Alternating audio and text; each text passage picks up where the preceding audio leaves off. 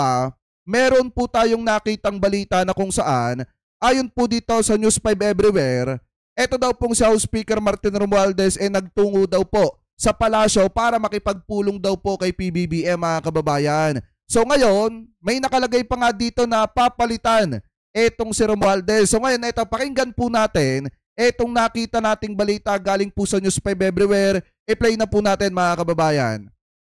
Balibalitang papalitan na bilang Speaker si Leyte 1st District. Lalong umuugong ang balibalitang papalitan na bilang Speaker si Leyte 1st District Representative Martin Romualdez. Live mula sa Batasang Pambansa, nangunguna sa balita si News 5 House Correspondent Marian Enriquez. Marian, may katotohanan ba itong mga balibalitang ito? Yes, Jiggy, ilang araw nang kumakalat itong usap-usapang papalitan o magbibitiw bilang House Speaker si Congressman Martin Romualdez. Wala pang nagkukumpirma nga kung totoo yan, pero ayon sa ilang source ng News 5, nagtungo raw itong si Romualdez sa Malacanang para umano makipag-usap kay Pangulong Bongbong Marcos. Ayon nga doon sa ating mga source, kabilang daw sa... Di ba kung titingnan nyo mga kababayan, natanong ang presidente kung pati ba mga kababayan yung mga kamag-anak o kaibigan ni PBBM kung tatamaan po dito sa pag-iimbestiga sa maanumalyang flood control. So maliwanag naman po yung naging sagot ng presidente mga kababayan na kahit sino pa man ang tamaan dito po sa investigasyon ng maanumalyang flood control, talagang tatamaan. So ngayon kung titingnan nyo din mga kababayan, ito pa nga yung isa sa nakakasama ng loob dyan. Diba? Ito yung isa sa nakakasama ng loob dyan. Kung matatandaan nyo noong 2024, kung matatandaan nyo po noong 2024 na nagsalita ang presidente sa kanyang SONA na meron pong 55,000 na flood control project na nagawa dito sa Pilipinas mga kababayan, di ba bigla ang umulan, tapos bigla ang bumaha. At ngayon, hinahanap ng mga kababayang Pilipino po natin yung mga flood control. So ngayon, lahat ng batikos, lahat ng paninisi ng mga kababayang Pilipino po natin, sino ang sumalo nun? Ang presidente lamang po.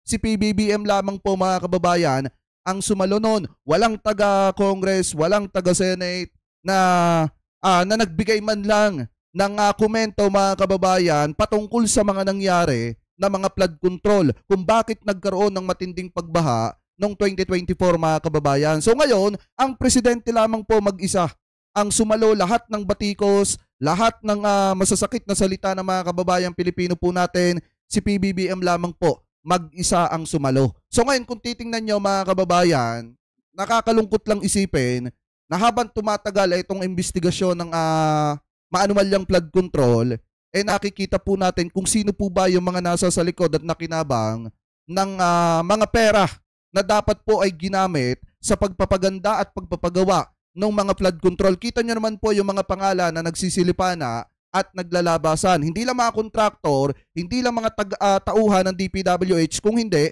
may mga kongresista din na sangkot mga kababayan doon po sa maanumalyang flood control. Hindi nga lang kongresista, kung hindi may mga senator din. Kaya nga kung matatandaan ninyo, noong mga panahon na binabanatan ng taong bayan, ang presidente tahimik lamang po yang mga yan. So ngayon, ang isa pa rin komento natin dito sa voluntaryong pagbaba di umano ni House Speaker Martin Romualdez, bago naman po pag-usapan nito, nagbigay ng pahayag ito pong si House Speaker na sinusuportahan niya ang presidente, mga kababayan, sa mandato nito at sa ginagawa nito na papanagutin yung mga sangkot sa maanumalyang flood control. So ngayon siguro, ito po yung isa sa pagsuporta niya kay PBBM, yung voluntaryo siya na bumaba mga kababayan sa pwesto para sagutin yung mga aligasyon na ibinabato po laban sa kanya. So maganda ito mga kababayan kasi nakikita natin na si SMR suportado ang presidente na papanagutin ito po mga nasa likod ng maanumalyang flood control at ang isa pa, nakikipagtulungan din siya sa posibleng investigasyon na uusad mga kababayan kapag ka nagsimula na itong independent commission. Anyway, ituloy pa natin. Sa posibleng options ni Romualdez ay manatili sa pwesto, mag-leave of absence o mag-resign. Wala pang detalye. Ay, shoutout po kay Ma'am Alexandra Kitty Ara. Thank you po sa panonood. Tungkol nga doon sa sinasabing pulong sa palasyo, wala ring kumpirmasyon mula kay Romualdez at Malacanang. Jiggy.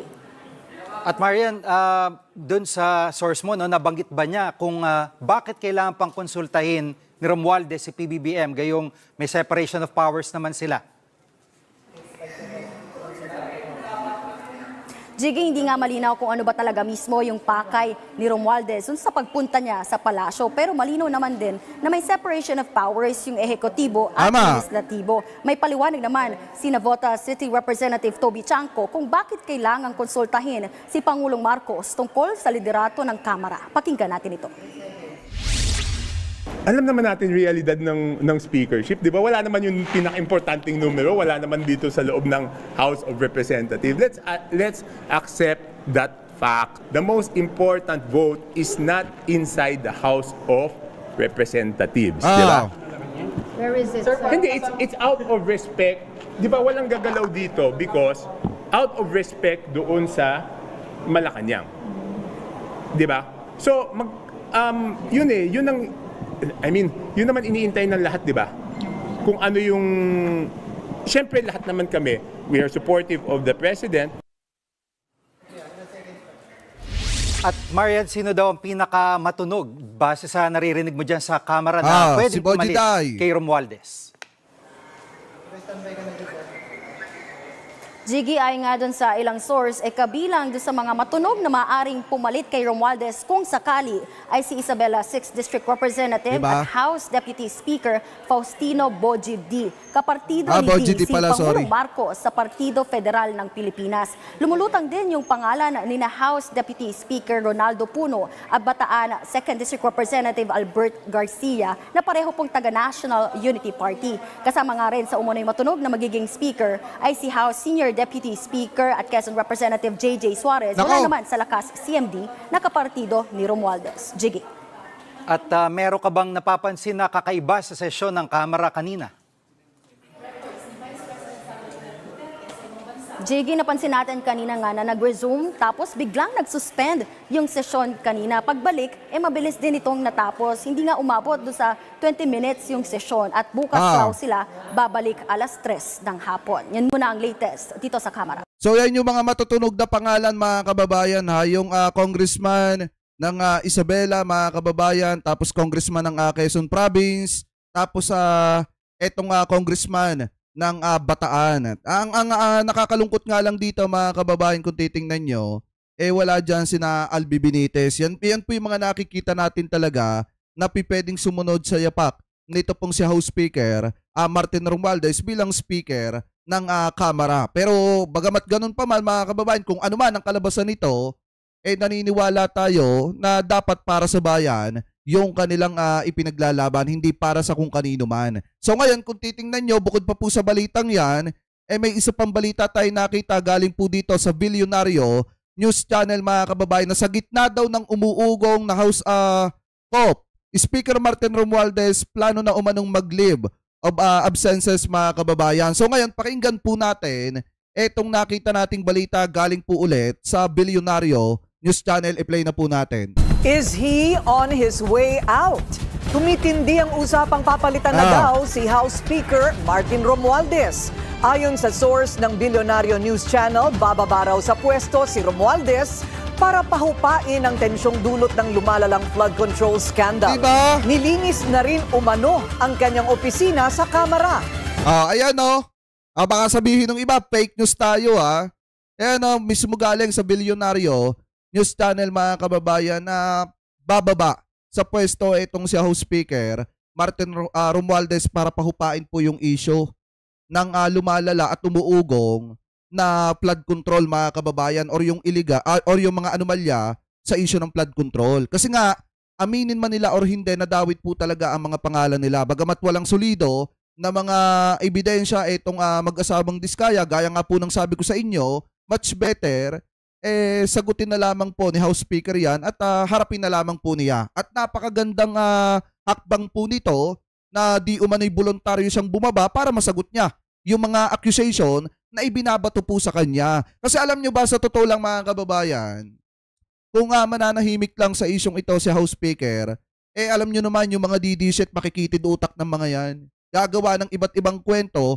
at kung ano-anong mga imbento para lamang sirain ito pong si House Speaker. So ngayon, napakagandang hakbang ang ginawa niya na bumaba siya sa pwesto mga kababayan para mas madali niya na masagot yung mga aligasyon na ibabato sa kanya. So ngayon para sa akin, isang magandang hakbang yan para suportahan ni House Speaker Martin R. Romualdez etong hakbang ng presidente na papanagutin lahat ng mga sangkot at nadadawit dito sa maanumalyang flood control. Ano po, anyway, tuloy pa natin. Pero iba ang sinasabi ng tagapagsalita ni Romualdez. Narito ang Hindi kasi, eto mga kababayan na, ang tanong kasi dito, ang problema, ito yung malimit i-comment sa atin. Yung ang problema, Jake, safe kaya ang Pangulo sa bagong uupo na speaker? Ito po yan, oh.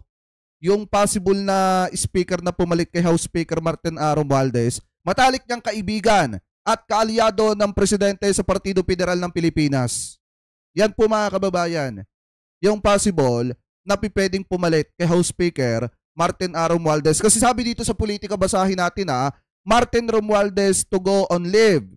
Patanong, Boji Day ay as a new speaker mga kababayan. Si Day po kasi mga kababayan, si Congressman Day ay kaalyado po yan ni PBBM sa Partido Federal ng Pilipinas at matalik na kaibigan po yan ni House Speaker Martin R. Romualdez. So ngayon sabi dito, talk to another leadership change. Once again, swirling in the House of Representatives with the Deputy Speaker Faustino Boji de Guzman, Day the Third, being floated as a possible replacement for Speaker Ferdinand Martin Romualdez, should the letter reportedly go on leave. Ayon po sa Politico mga kababayan. So ngayon kung titingnan nyo, eto daw po mga kababayang si wait, tanggalin nga natin yung ads. Yan.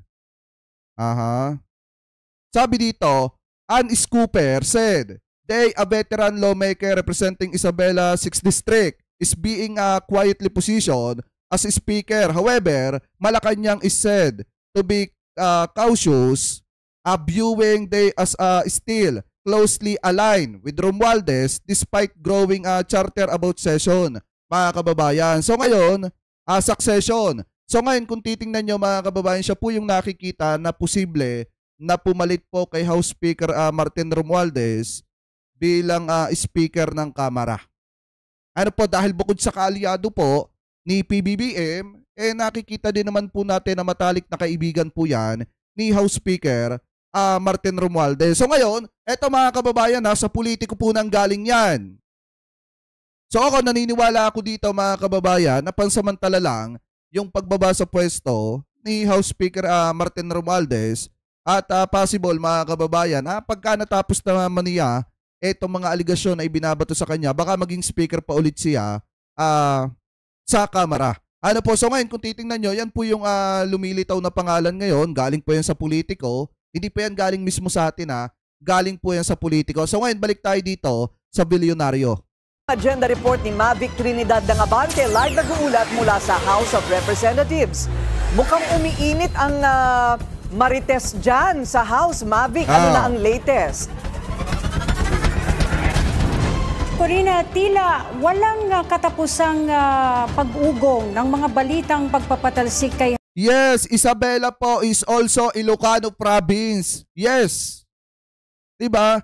Kaya nga mga kababayan, ito pong si Congressman Day, yan po ay kaalyado ni PBBM sa Partido Federal ng Pilipinas. Pakitama na lamang po ko kung ako po ay mali.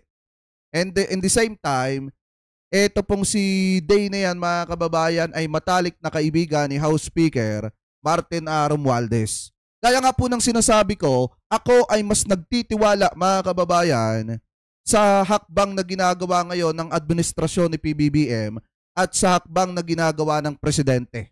Walang kahit na sino man tayong susuportahan dito puwera sa presidente mga kababayan. Kasi sabi ko nga po sa inyo, paulit-ulit ko naman po itong sinasabi, kapag ka bumagsak ang presidente at ang kanyang gobyerno, damay ang mamamayang Pilipino. Kaya kahit ano pa man ang mangyari, sa presidente lamang po tayo mga kababayan dapat nakapokus kasi si PBBM yung unang nagsiwalat nitong mga maanumalyang pinaggagawa dito po sa mga flood control na yan. Kung paano kumikback for the boys, etc. Kung paano sila kikita ng pera dyan.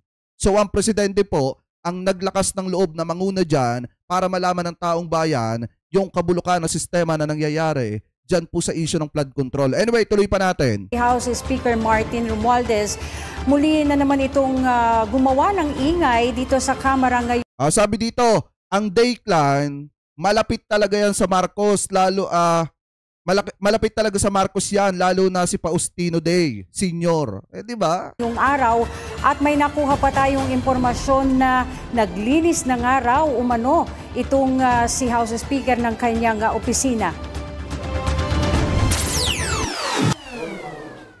Muling umingay ang kudeta sa Kamara. Na target daw mapatalsik ang nakaupong speaker at pinsan ni Pangulong Bongbong Marcos na si Martin Romualdez.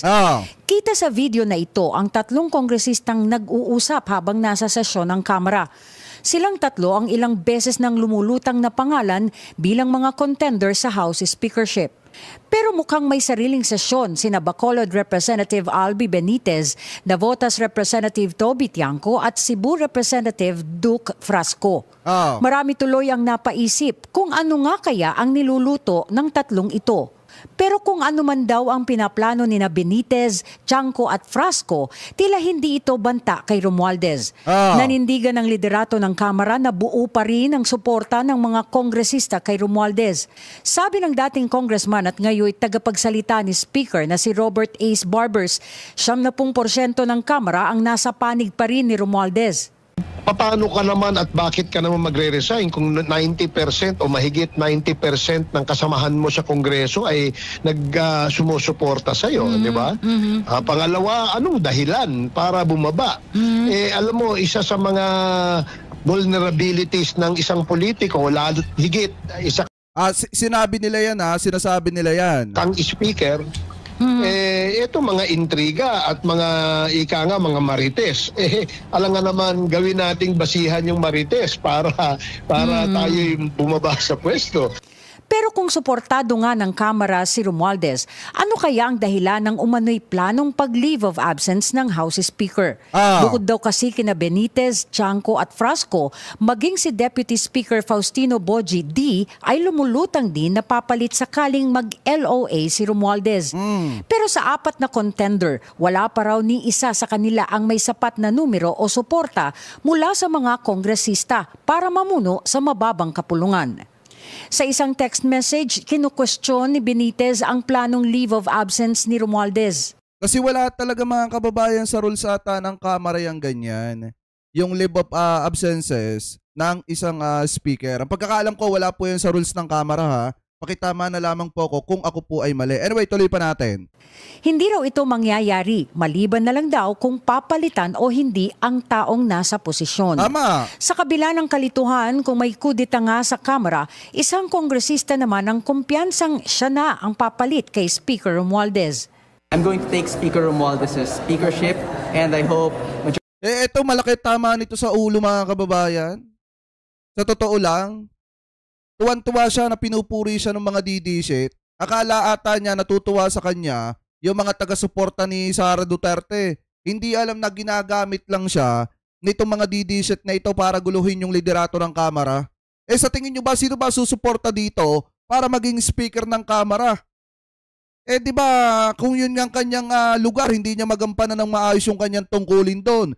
Yung maging speaker pa kaya ng Kamara? Majority Leader Sandro Marcos won't hold it against me or won't stand in my way. Thank you, everyone. May suporta po kayo sa mayorya ng mga kongresista? May mga We're getting nakausap the na kayo? numbers. We have one now, two maybe, if we're lucky. Grabe, no? Sa isa pang impormasyon na nakalap ng Billionaire News Channel, umalis kaagad si House Speaker kanina mula dito sa Kamara upang umano'y makipagpulong kay Pangulong Marcos Jr. Agad din sinuspinde ang sesyon at bukas na ito ipagpapatuloy. Kaya bukas, Corina, antabayanan natin kung ano ang magiging kapalaran ni House Speaker Martin Romualdez. Corina? Hoy, kayo dyan sa comment section wag niyo ako i-provoke Hindi, para sa akin talagang may tama. Malaking tama, mga kababayan ko. Ba naman pumunta ka sa opisina ni majority ni Congressman Sandro Marcos, tapos magngangal-ngal ka doon na gusto mo maging speaker. ng Kamara. Di ba malaki ang tama mo sa utak noon? Parang, Mavic, parang siguradong-sigurado ang kanyang tagapagsalita na mayroon pa siyang higit 90% ng kumpiyansa ng buong numero ng mababang kapulungan. And as such, he remains as Speaker as of today. May usap-usapan na naglinis na daw siya ng kanyang opisina. Nabalitaan mo din ba ito? Ayan. Yes, Corina, di umano ay inalis na ni House Speaker yung kanyang pangalan na nakalagay sa kanyang table at yung iba din ay sinasabing nagligpit na ng kanyang mga papeles sa kanyang opisina. So lahat ito ay Alam nyo, ito lang yung ito lang yung ipinapanalangin ko na sana yung papalit kay House Speaker Martin Romualdez, sana talaga kayang lampasan pa yung nagawa ni House Speaker Martin Romualdez bilang Speaker ng Kamara. Yun lang mga kababayan, ang inaano ko dyan. Kasi maliwanag naman po na ito pong si Congressman D ang posible at matunog na papalit dito po kay House Speaker Martin Romualdez bilang bagong Speaker. Ano po kasi sa totoo lang mga kababayan, hindi naman pwedeng si Chanco, hindi naman pwede na itong si Kiko Barsaga. Anong gagawin yan? Magsasasayaw, magbababoxing doon sa Kamara. Diba? Hindi naman pwede na itong si Prasco. Alam naman natin mga kababayan na pabale-balentong ang pananaw nitong si Prasco. So ngayon, itong si Kiko Barsaga na yan, hindi magiging speaker yung mga yan.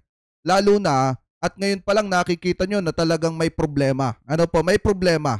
Itong si Kiko Barsaga na kailangan masolusyonan. Anyway, mga kababayan, tuloy pa natin. Ayan maliwanag nilinis na daw ni House Speaker Martin Romualdez, tinanggal na sa lamesa yung pangalan niya.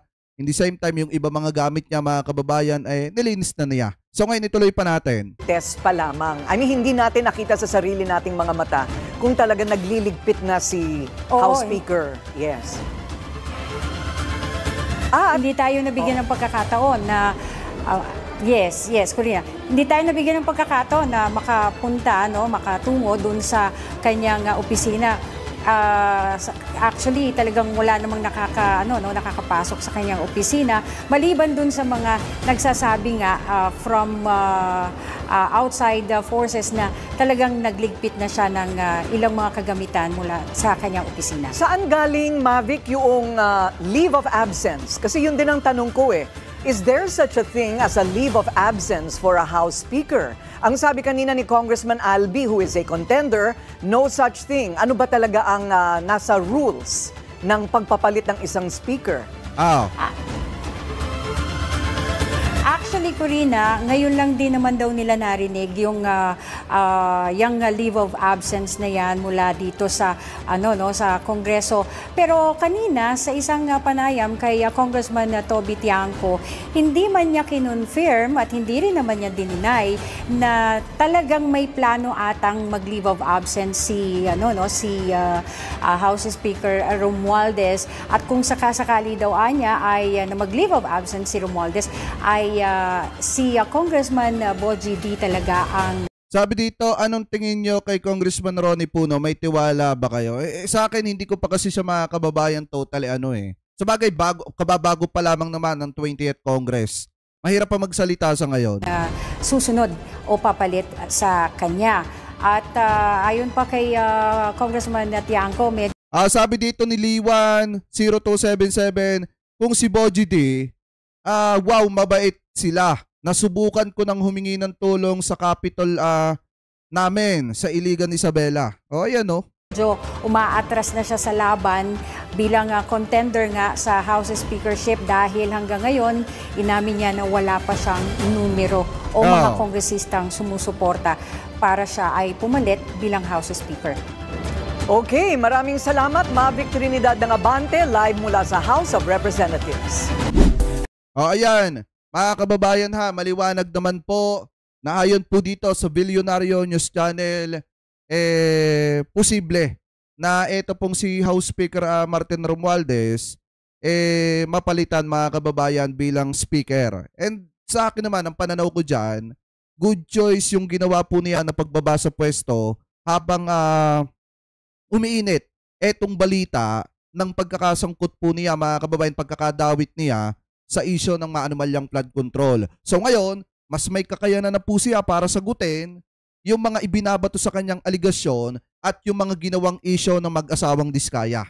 So para sa akin, magandang hakbang ito na ginawa ni House Speaker Martin Romualdez para suportahan itong ginagawa ng presidente na papanagutin yung mga tiwali na yan, yung mga nasasangkot na yan dito po sa maanumalyang flood control. So ngayon, ang tinitingnan dito ayon sa politiko na possible na baka pumalit kay House Speaker Martin Romualdez ay walang iba kung hindi ito pong si Congressman Bogie D.